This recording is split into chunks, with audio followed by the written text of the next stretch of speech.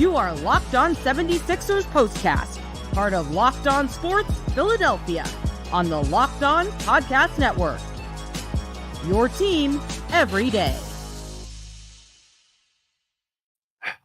Welcome to the show, everybody. My name is Mark Farzetta. This here is 76ers Postcast on the Locked On Sports Philadelphia YouTube channel. Appreciate you joining me. What a disappointing ending to this 76ers season. I know we have talked about second-round exits a number of times. We've only, in the Joel Embiid era, talked about a first-round exit once, and that was in the bubble. But the Sixers get bounced out, eliminated in the first round, 6 games, losing to the New York Knicks.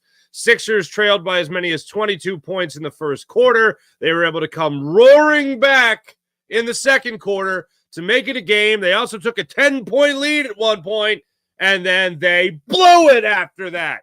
Welcome in. This is Locked On Sports Philadelphia with the Locked On 76ers Postcast. This episode is brought to you by Monopoly Go. Game off. Just like the Sixers. We got to talk more about Monopoly Go, the fast-paced game that lets you team up with friends for tournaments to unlock awesome prizes like unique stickers, trading, all that stuff. Cool playing pieces and hilarious emojis for taunting your friends. Download Monopoly Go right now for free on Google Play and the App Store. Game on Monopoly Go. 3 big things right out of the gate. 1, you can't go down 22 points. You can't. I don't care if it's the first quarter. I don't care if it's the fourth. You can't go down 22 points to the Knicks.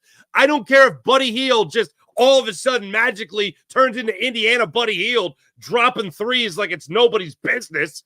Not playing great defense. But I don't care if he's just going to go off in a game. I don't care if Joel Embiid's going to go get 39 points. I don't care if Tyrese Maxey is going to shoot 6 for 18 from the floor for 17 points. 7 before he got to that fourth quarter. Mind-blowing. At no point in a playoff game, I don't care if it's in the first 30 seconds of the first quarter, can you go down 22 points to your opponent. Oh, there's plenty of time to make it up. Basketball is a game of runs. I don't care. That is ridiculous at no point, because then you're playing from behind. You're scrambling. Even if you go on some magical run, which they were able to do in that second quarter, that's still looming over your head because you're not going to get that hot again. Just like the Knicks didn't get that hot again in the first quarter, they just played a steady game throughout the entire game. After that, they hit cruise control. Yeah, sure, they hit some speed bumps along the way in that second quarter. I don't think they were expecting to get Buddy Hield 5 threes in the second quarter.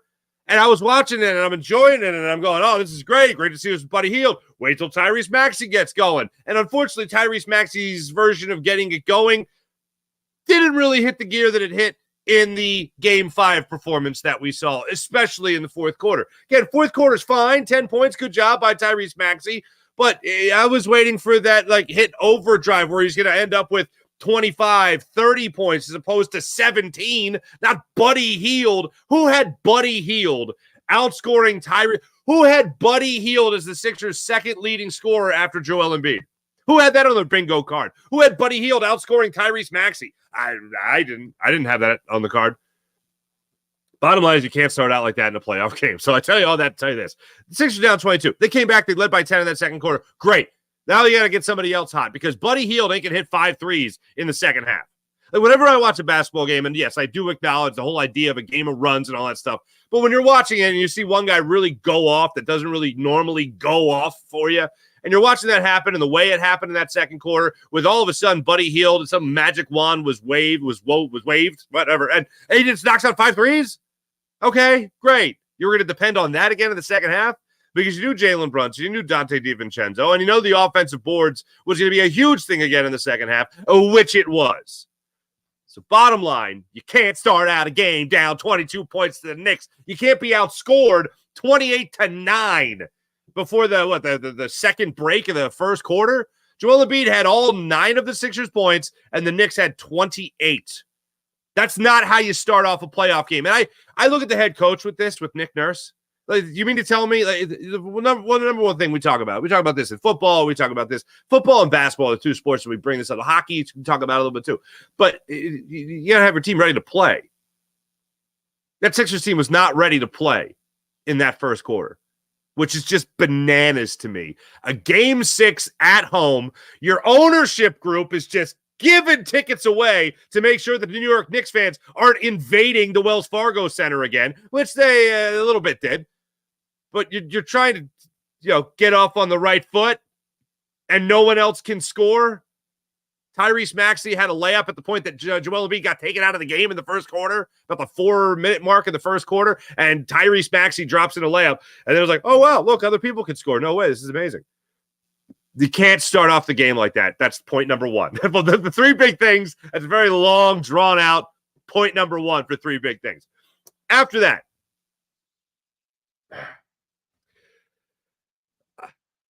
Tyrese Maxey, we all love Tyrese Maxey. We all would love to see Tyrese Maxey get more foul calls. That is no question. Tyrese Maxey can't have the start to the game that he had today. Tyrese Maxey can't have the first 3 quarters of basketball in a win-or-go-home game that he had today. When we talk about superstar status, we talk about guys that don't go away, and especially in the biggest moments, they rise to the occasion. He did that in the fourth quarter of Game 5 better than anybody, dropping in 17 points in that performance. That was incredible.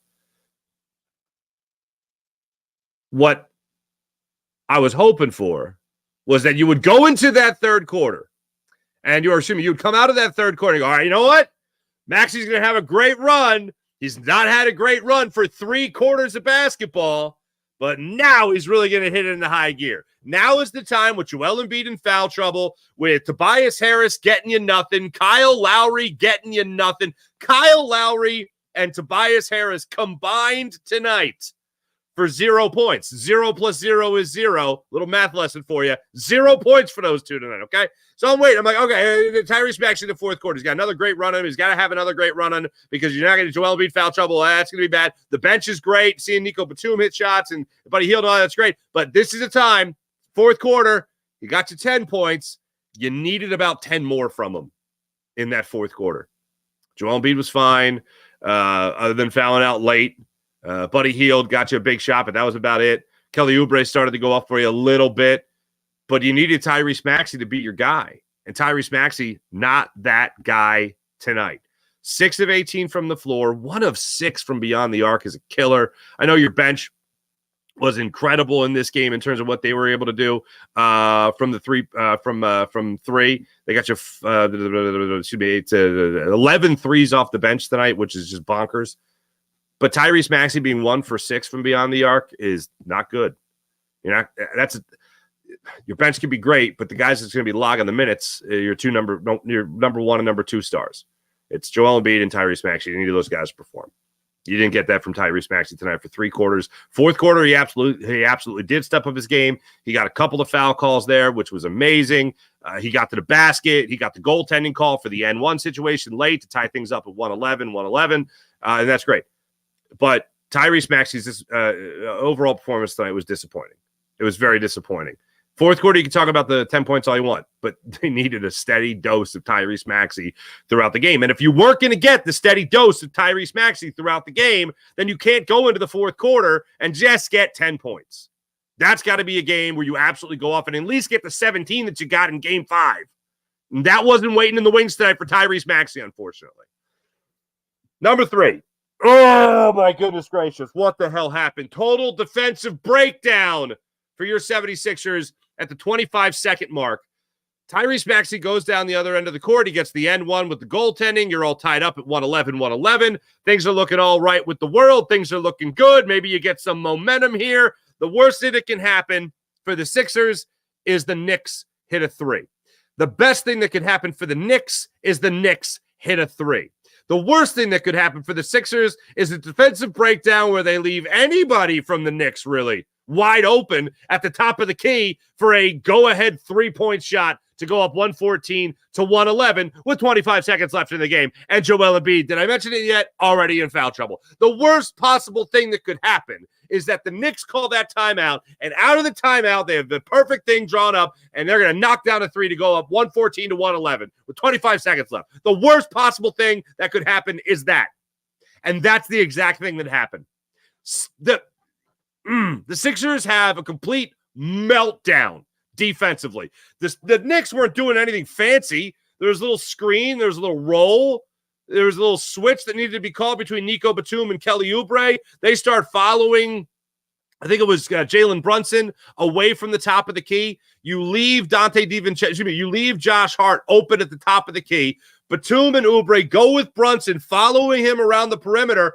And I'm looking at the top of the key going like, oh, no. There's no switch. I'm yelling it from my sofa, hoping it could get to the Wells Fargo Center so that they switch defensively. A little communication. And what ends up happening? Josh Hart like, bang, 3. Wide open. All day to shoot. Tyrese Maxey gets stuck between a rock and a hard place because of the lack of communication between Kelly Oubre and Nico Batum. I think what ended up happening was Batum thought Oubre was going to rotate back up, which quite frankly should happen because I don't want Nico Batum on Josh Hart at the top of the key there. I'd rather have Kelly Oubre over that way. And Batum able to maybe force Jalen Brunson maybe back out where another switch can happen. But it's just defensive breakdown. There was like no right answer, unfortunately, other than communication. So at least somebody's on Josh Hart.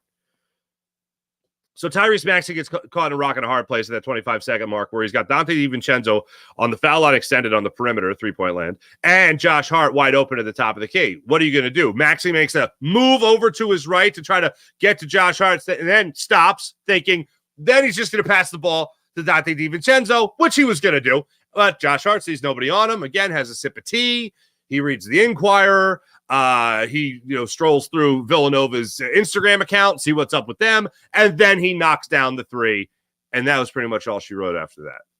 From that point on, it was just the Knicks taking control. Sixers did what they could, but it was too little, too late from that point on. I'm not going to be able, for a long time, I'm not going to be able to get over the fact, even though the Sixers came back in that second quarter. The Sixers, in that second quarter, came back. Okay, so they lost the first quarter in total, 36-22. They came back in the second quarter to win that quarter, 32-15. That's pretty damn good. But still, you're making up for how bad you were in the first quarter. You play even halfway decent in the first quarter, and you're talking about winning this basketball game. That's what you're talking about. Oh, but it was a great run. They came back. Yeah, they did because they had to even make it a game. Beyond frustrating. Brunson had 14 of his 41 points in that fourth quarter. I will not be able to. And the other thing that I'll relive, the 22-point deficit in the first quarter. And then after that, you know what's going to ring in my head the most after this? The thing that's going to ring in my head the most is that Buddy Hield had 20 points for you. Buddy Hield hit 6 threes for you in this game, and you're going to lose that game? You get that kind of help from Buddy Hield? Did you hear during the broadcast tonight, if you watch the local broadcast, NBC Sports Philadelphia, if you watch the local broadcast, Kate Scott in the second quarter goes, Buddy Hield checks into the game. Let's see what he could do. Turnover right away. She said, he checks into the game. Let's see what he could do here. And before she could pronounce the last E in here, turnover, Buddy Hield. That was and on point, cool. And then he knocked down 5 threes. And I was like, okay, maybe Buddy Hield can hang out for a minute. All right, let's see what Buddy Hield's got. And then he just hit 1 in the second half, and that was that. But like I said, you get that kind of performance in the first half. You cross your fingers, you're going to get it again in the second half. You weren't going to get 10 threes from Buddy Hield in this game, as much as I'd love to think that. It wasn't going to happen. But Buddy Hield came up with 20 points in 21 minutes logged. Nico Batum, 16 points in 27 minutes. But just a crucial defensive switch or non-defensive switch, I should say, and an awful start to the game is what ended up costing the 76ers. We'll get some of your comments in here in a second. When we come back, I do want to break down one more player tonight that I thought had a decent start to the game and unfortunately went by the wayside late. We'll be back right here on Locked On Sports Philadelphia on this Locked On 76ers postcast. You guys have heard me talking a lot about the Game Time app. Game Time is authorized ticket marketplace of the NBA, which makes getting to the playoffs even faster and easier.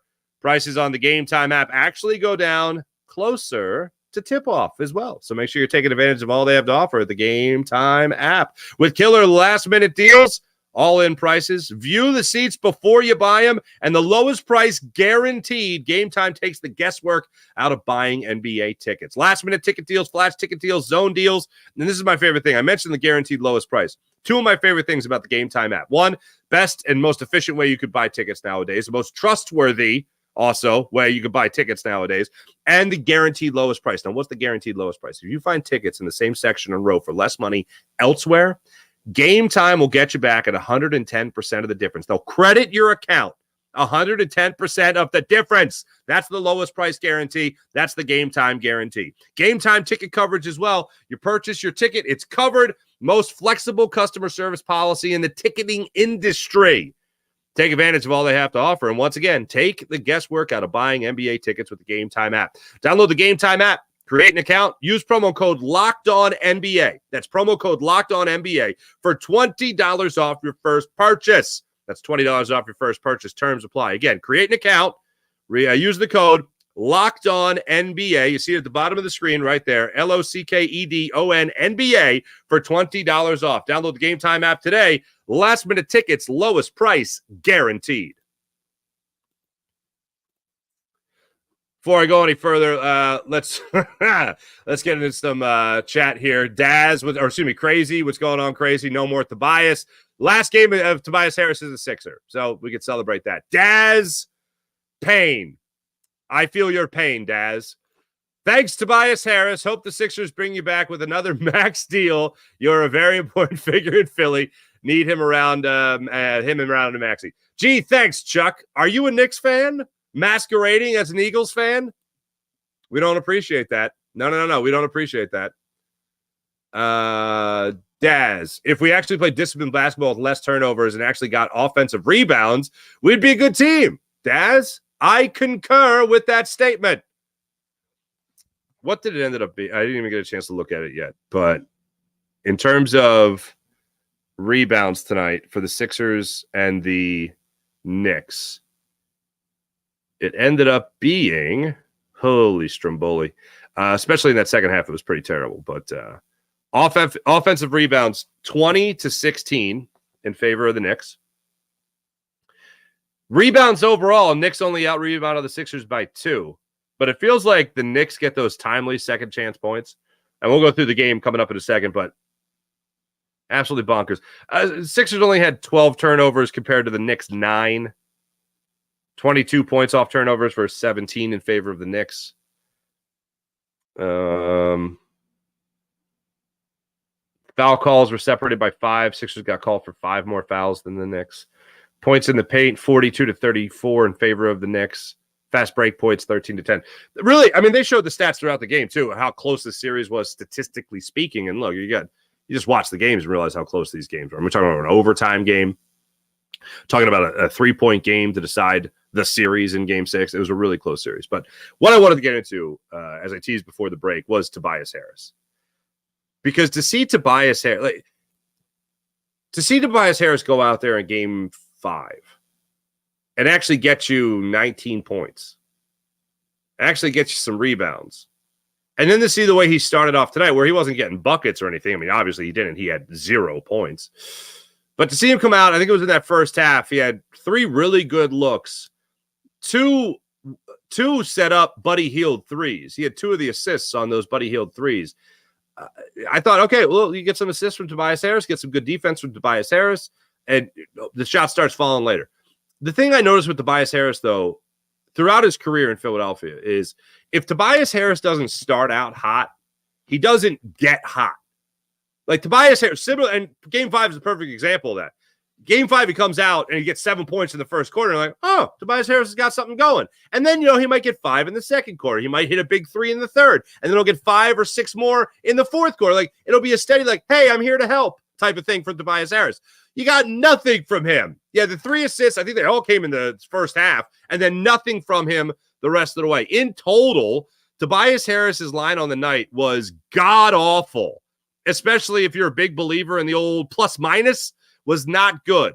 When you look at Tobias Harris's overall numbers on the night, he was a -10, 4 rebounds, 3 assists that I mentioned. -10, no fouls, no turnovers, no blocks, no steals, 3 assists, 4 rebounds. All of them were defensive. -10 on the night from Tobias Harris. Don't let the door hit you in the arse on your way out of Philadelphia, Tobias Harris. If Tobias Harris needed a send-off game, this is a pretty good send-off game for Tobias Harris. Just making everybody feel the way they felt about him was completely justified. Over the last 5 years, we've been watching him play in the 76ers uniform under that contract in particular. As if they get a bad taste in your mouth already with the fact that Jimmy Butler's not here. Instead, you got Tobias Harris. Cool. We're all having fun.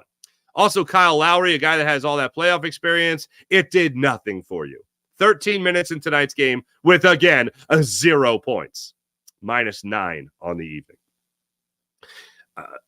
You see at the bottom of the screen right there, I have, what now if you're the 76ers?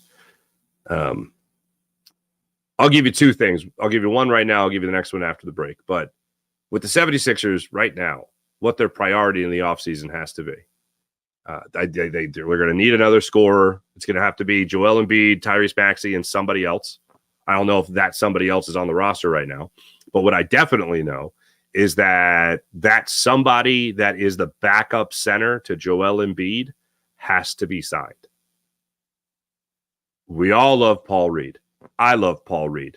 Paul Reed's great. What a story, right?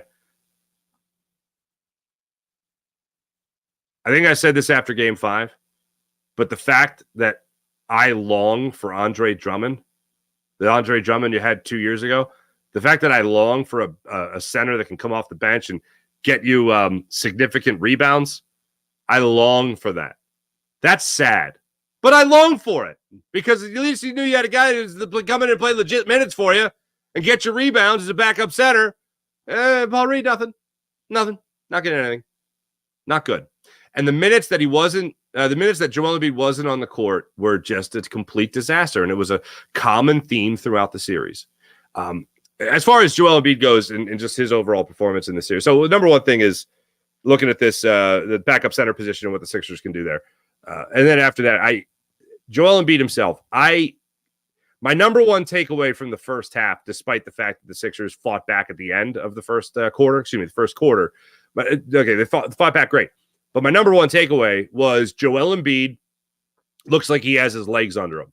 And that made me feel great about what the rest of the game was going to look like. The fact that he came out, he was firing, he had the 9 points. And yes, it was the only 9 points of the game before the 4:01 break where he was taken out of the game and then put back in with 11 seconds left. I like that Nick Nurse gave him that break. I thought Nick Nurse was going to work those kinds of rests and spurts for Joel Embiid, similar to the way he did when he originally came back from the meniscus tear earlier in the season, right before the end of the year. Nick Nurse really managed his minutes, and I said at the time, I don't mind Nick Nurse running Joel Embiid the way he's running him in terms of even if he was 100% healthy. I like the idea, hey, go out there and you play, 8 minutes, and then you'll sit for a couple, and you'll come back and close it out. Then you'll start the second quarter, and then we'll sit for a little bit, bring it back at the end of the second quarter, start the third, and kind of repeat that process. And I thought, that's a pretty good process. I like that process. I thought Nick Nurse was going to do that tonight to help manage the workload of Joel Embiid, not to give him extended rest, because he certainly didn't do that in the second half either, but just to kind of give him a break.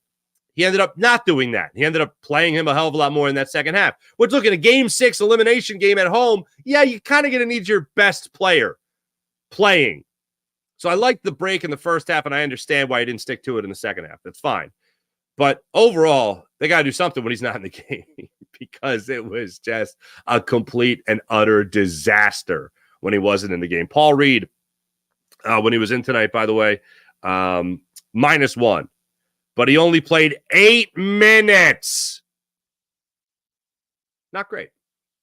Not great. Plus, when you do have a center that is on as many minutes as Joel Embiid, when he's on one leg, when he's dealing with Bell's palsy, and he's blocking 40 minutes, that's a lot of work for him. That's a lot of work. So the Sixers got to do something to help him out. Wait, what? Tobias Harris woke up. This is from the chat. Jeff, what's up? Tobias Harris woke up and chose violence. Yeah, I guess. I almost wish he did. Ooh, Jeff, if you tell me Zach LaVine is the Sixer tomorrow, I am doing a cartwheel. Love it. Legit backup center, says Daz, and a true power forward, just rebounds. I'm all for that too. Bring both those on down the lane. Please. Would love both those right now. Please and thank you, with a sugar and cherry on top and all that. All right, we come back. We'll explore the question that will be the biggest question of the offseason, and we'll kick it around in a few when we come back here on Locked On 76ers Postcast. Monopoly Go! Are you having fun yet on Monopoly Go? I know I have fun on Monopoly Go. You need to have fun on Monopoly Go. Monopoly Go, I admit it. I do have that competitive side, a lot more than the Sixers did in that first quarter. I thank you. If you're not a big fan of Monopoly, what are we doing? Come on. It's un-American. All right? You got to love Monopoly. Monopoly is a great game. Monopoly Go, the mobile twist on the classic Monopoly game. So join your friends and download Monopoly Go now for free on the App Store or Google Play Store. In Monopoly Go, you can team up with your friends or, have timed tournaments with them. You can work together to build up each other's boards. The more you win together also, the more awesome prizes that you unlock on Monopoly Go. And there's so much that you can get. Unique stickers that you could trade with friends to complete albums for big prizes, cool new playing pieces to travel the boards with, and hilarious emojis for taunting your friends when you smash their boards or heist their vaults. Yeah, that's right. You could do that too. Have some fun with that. Plus, Monopoly Go feels new and exciting every day with constantly changing tournaments and challenges, a ton to include with their unique mini games like digging for treasure. And there's always new timed events that help you win big, like massive multipliers for everything you win or rent. Frenzies, excuse me. There's always something fun to discover in Monopoly Go. So get off the bench and go download it now for free on the Google Play or App Store. Game on for Monopoly Go.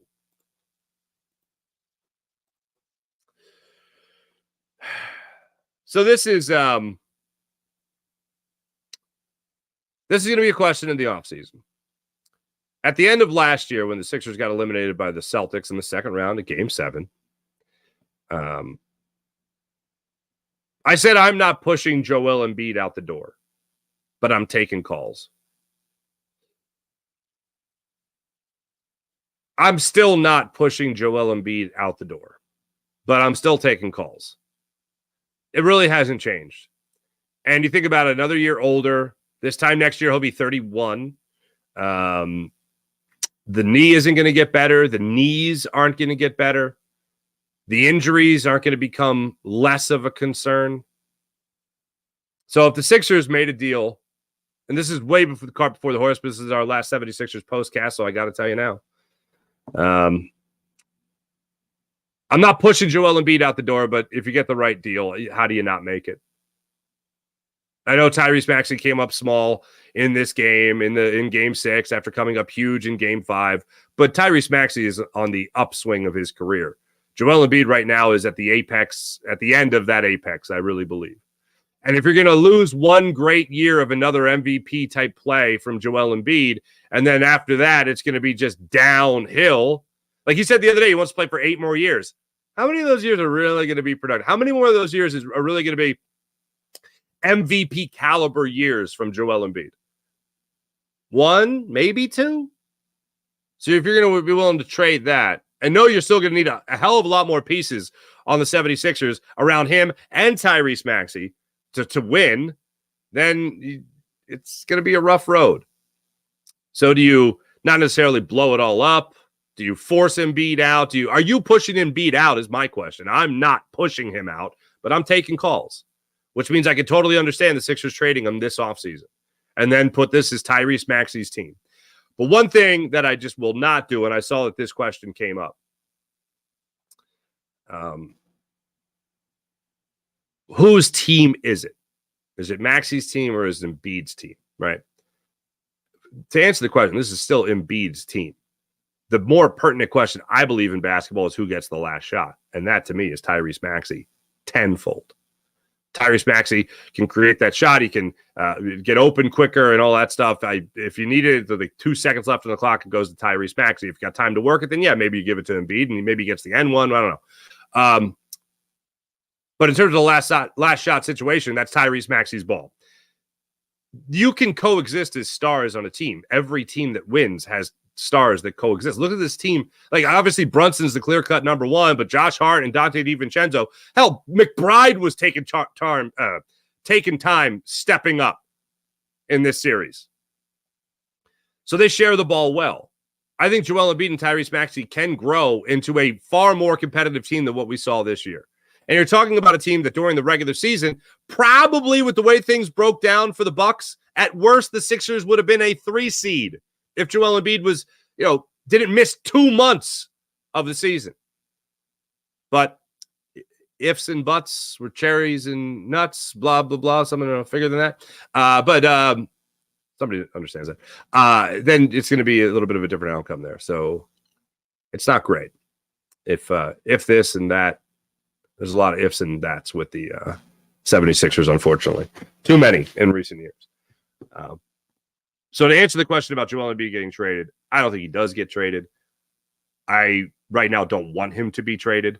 But if the right offer comes, if that Rudy Gobert haul comes, and the Sixers, the other part of it too, is that the Sixers got to get a player now. It can't just be picks. They got to get a player that can play now and help this team win. That's where I am at heading into this offseason. Disappointed as I am right now,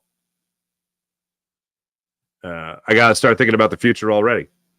And it's unfortunate because, and this is why I have a soft spot in my heart for all Sixers fans. Sixers fans, unlike anything else, invested all this time, invested 3 years, dedicated to just complete trash, losing, stockpiling assets and draft picks. And the Sixers fans stuck with it. And they said, you know what? Yeah, well, you're not going to win a championship with Andre Iguodala as your number one guy, And they said, all right, break it down to build it up. Burn it to the ground. And boy, did they. And they stuck it out. And then through the Colangelos, through the 5 seconds of Brett Brown being being the GM, where they traded McCall Bridges away for Zaire Smith. Good God. And then the Jimmy Butler, Tobias Harris acquisitions under Elton Brand, the extension of Tobias Harris and the trading of Jimmy Butler. And then Daryl Morey comes in. It's crazy, man. It's crazy to think about it already being at the end. Might not be yet. Embiid could still be back for another season with the Sixers. But man, oh man. To think of the possibility after this season of him being traded and the Sixers, in a way, starting over again. Because you lose an MVP, it's not like you're going to get right back in the race and you're going to be now. It's not going to make you more of a contender for being an Eastern Conference finalist, So it's standing on the edge of the abyss right now. My prediction as we go into this offseason now for the Sixers is Joel Embiid is back, but I do think the Sixers are going to get calls on trading the big man.